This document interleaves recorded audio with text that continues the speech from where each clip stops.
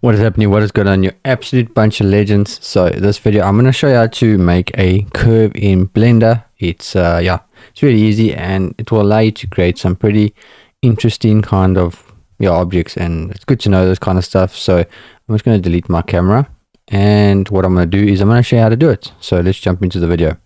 So first thing you're going to need to do is you're going to go Shift A, and you're going to go to Curve, and you're going to select a Bezier curve. Now you can see you got something going like that now.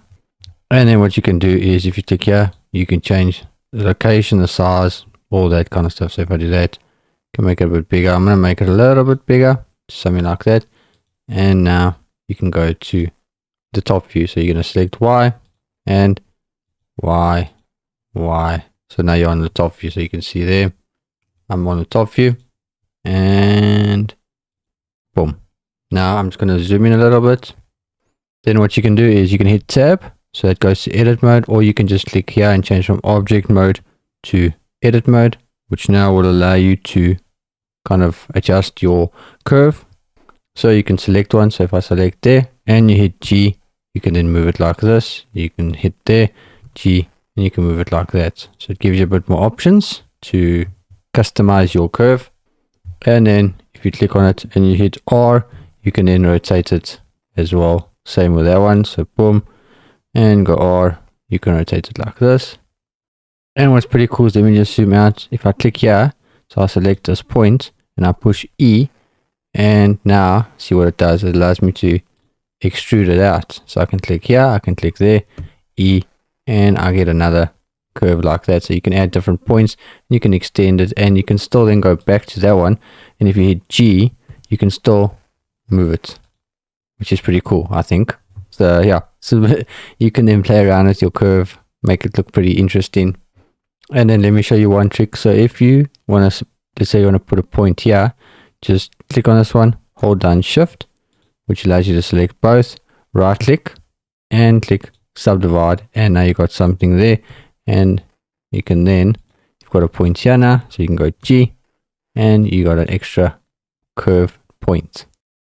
Now once you're done, just hit tab, so you go back to edit mode. Well, you go out of edit mode, you go back to object mode, or you can just click here and go from edit mode to object mode. Now obviously this is just a thin little piece of string or whatever. If you want to like make it a bit thicker, you just click over here, and then you're going to go to geometry, and now here's where it becomes interesting. You can now add depth, which now gives it the geometry. So now it makes it almost like a pipe or like a thickness. You can offset it, move it around. You can extrude it up, which then makes it higher. I'm just going to go back to 0. So we've got something like this, and you can then make it thick, or you can make it kind of thin with just a little bit of geometry. And then what you can also do is, if you see here, it's open.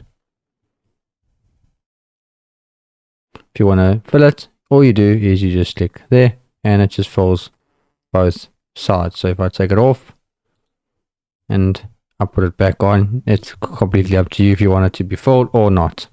And then this is also pretty cool. What you can do is, if you click on profile, you can then select the point, and you see what it does here. So now it creates something kind of like that now. So you could do something like this, or you could just bring it back. So I'm just going to go back to undo, like that.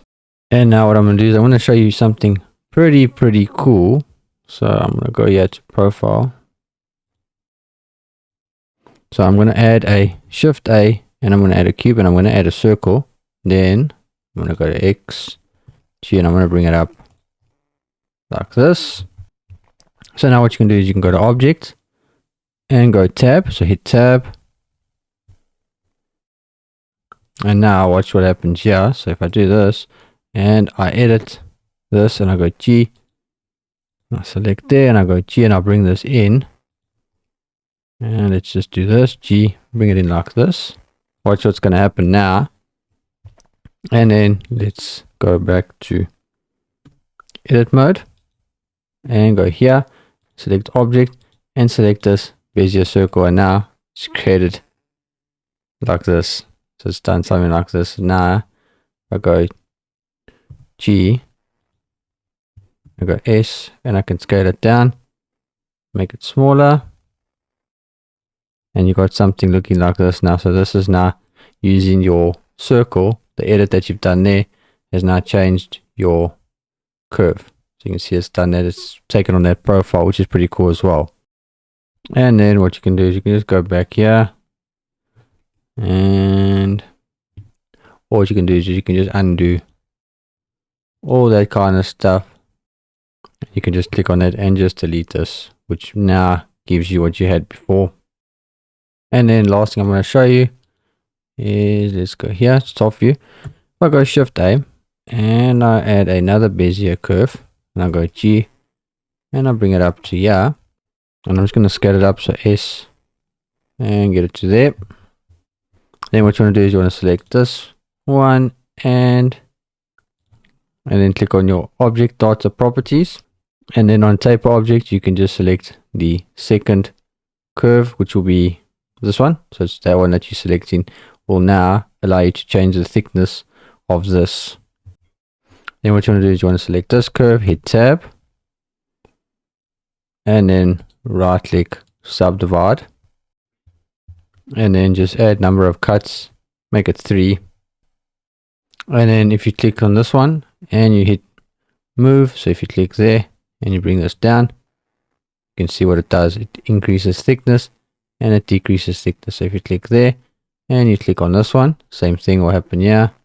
And if I go here to this one, you can see it adds more, it adds this. And if you click on here, same thing. So it gives you just a bit more freedom. You can then add another point. So let's say you want to add a point here. I'm going to select there, and I'm going to hold down Shift, and I'm going to right click, and I'm going to subdivide, which will add a point here. Click there, click on this one, and then go here to move, and now this will allow us to add more there as well. So yeah, it's pretty cool. You can do also some interesting kind of things like this with this method. And then last thing you want to do, if you want to just click other tab, click on this, right click, and just say convert to a mesh, which will convert it to a mesh. And that's basically all you need to know about this kind of method. So yeah, hopefully you enjoyed the video. Make sure you check out my Patreon, would appreciate that, no pressure though. And make sure you hit the subscribe button if you haven't already, would appreciate that too. Have a great day, and I'll see you in the next video. Peace.